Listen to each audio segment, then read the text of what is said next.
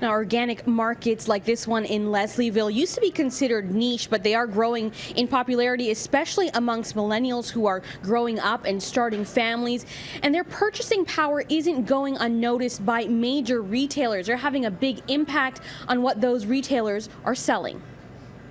My parents, I would say that they will buy things that are cheaper just because they're cheaper, not because they like them. And for us, we are more cautious about the quality of products. It's a generation gap retailers are paying close attention to. They will look at ratings of a product, and a product that receives a low rating, despite the fact that it may be cheap, they're simply not going to buy it. They're more informed consumers. They are millennials, typically defined as those born in the 80s and 90s, and they make up about 30% of Canadian consumers.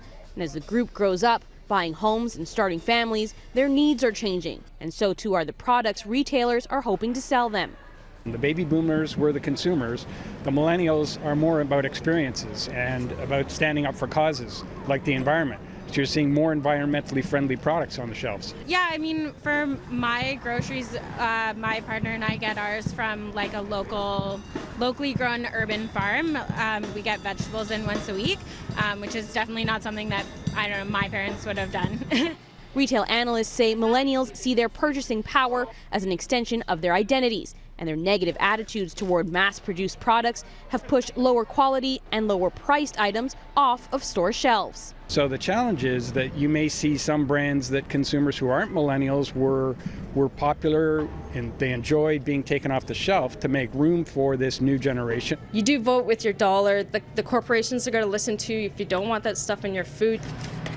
The owner of Raise the Root Organic Market in Leslieville says it's not a bad thing for more big box stores to get on board the socially conscious trend. Parents are very concerned about what they're feeding their children, because unfortunately food's become very complicated, and they just want to know they can get wholesome goodness to feed their children. But the paradox businesses like hers are dealing with when it comes to catering to this generation is balancing quality with cost. Remember, a lot of them still have student debt. $25,000 to $30,000 in student debt they're trying to pay down. Rent is expensive, housing is expensive. They're trying to save for when they could purchase a home. So they are definitely value-conscious consumers. Now, since analysts say millennials are more interested in experiences than possessions, the one area that they are willing to spend more money is on travel and entertainment.